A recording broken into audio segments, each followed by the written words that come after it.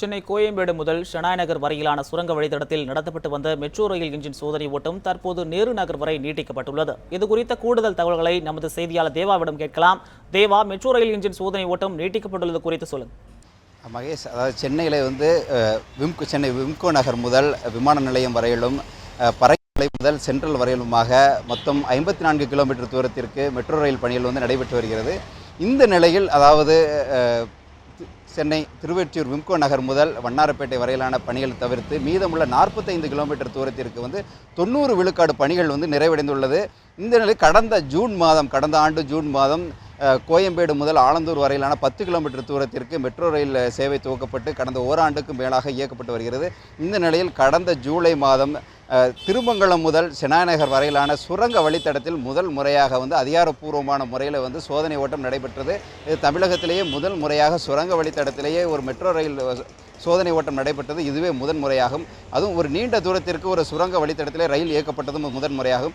இந்த நிலையில் கடந்த சில நாட்களாக அந்த ஷெனாய் நகர் முதல் நேரு பூங்கா வரையிலான சுமார் 2.85 கிலோமீட்டர் தூரத்திற்கு ஆய்வு ஓட்டமானது நடைபெற்று வருகிறது. இந்த வழித்தடத்திலே கீழ்ப்பாக்கம், பச்சையப்பன் கல்லூரி உள்ளிட்ட 2 ரயில் நிலையங்கள் இந்த சோதனை ஓட்ட வழித்தடத்திலே அமைந்திருக்கிறது. குறிப்பாக இந்த சோதனை ஓட்டம் குறித்த தகவல் தெரிவித்துள்ள மெட்ரோ ரயில் அதிகாரிகள், இது அதிகாரப்பூர்வமான சோதனை ஓட்டம் இல்லை என்றும் இது சோதனை ஓட்டத்திற்கு முந்தைய ஆய்வு ஓட்டம் என்றும் தெரிவித்திருக்கிறார்கள். அதாவது இந்த ஆய்வு பணிகளின் போது இந்த தண்டவாள இணைப்புகள், மின் இணைப்புகள், சிக்னல்கள் இயங்கும் விதங்கள் குறித்து இந்த சோதனைகளை அவர்கள் மேற்கொள்வதாக தெரிவித்திருக்கிறார்கள். இந்த ஆய்வு ஓட்டங்கள் நிறைவடைந்த பிறகு அதிகாரப்பூர்வமான முறையிலே சோதனை ஓட்டம் நடைபெறும் என்றும் அதிகாரிகள் தெரிவித்துள்ளனர். ஏற்கனவே தமிழக அரசு அறிவித்துள்ளபடி சின்னமலை முதல் விமான நிலையம் வரையில் பல்வேறு கட்ட சோதனை ஓட்டங்கள் வெற்றியடைந்துள்ள நிலையில் அந்த வழித்தடத்தில் பயணிகள் ரயில் இயக்குவதற்கான நடைமுறைகளும் நடைபெற்று வருகிறது. இந்த நிலையில் அந்த வழித்தடத்திலும் அடுத்த மாதம் பயணிகள் சேவை துவங்கும் என்றும் அதிகாரிகள் தெரிவித்துள்ளனர். மகேஷ், தேவா, இந்த நீட்டிக்கப்பட்ட வழித்தடத்தில் பயணிகளின் ரயில் சேவை எப்பொழுது தொடங்கப்படுகிறது? இது குறித்து ஏதேனும் தகவல் இருக்கிறதா? மகேஷ், அதாவது ஒரு வழித்தடத்திலே பணிகள் நிறைவடைந்த பிறகு அந்த வழித்தடத்திலே தண்டவாளங்கள் அமைக்கும் பணி, அந்த வழித்தடத்தில் மின்மயமாக்கும் பணிகள் நடைபெறுகிறது. அதனை அடுத்து டீசல் என்ஜின் ரயில் அந்த வழித்தடத்தில் உள்ள இணைப்புகள் சரியாக இருக்கிறதா என்பது குறித்து ஆய்வுகள் மேற்கொள்ளப்படுகிறது.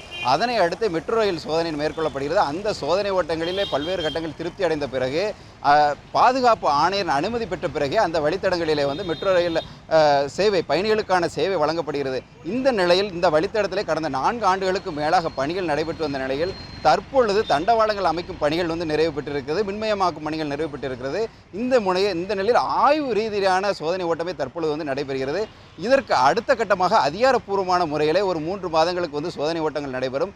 அதற்கடுத்ததாக பாதுகாப்பு ஆணையர் அனுமதி பெற்ற பிறகு இந்த வழித்தடத்திலே மெட்ரோ ரயில் பயணிகள் சேவை வழங்குவதற்கான வாய்ப்புகள் இருக்கிறது. அநேகமாக கோயம்பேடு முதல் நேரு பூங்கா வரையிலான வழித்தடத்தில் இந்த சுரங்க வழித்தடம் சுமார் 6 கிலோமீட்டருக்கு மேலான இந்த சுரங்க வழித்தடத்திலே பயணிகள் ரயில் இயக்குவதற்கு மேலும் 3 to 4 மாத காலங்கள் வரை ஆகலாம் என்று எதிர்பார்க்கப்படுகிறது. மகேஷ், மெட்ரோ ரயில் என்ஜின் சோதனை ஓட்டம் குறித்த உங்களுடைய கூடுதல் தகவலுக்கு நன்றி தேவா.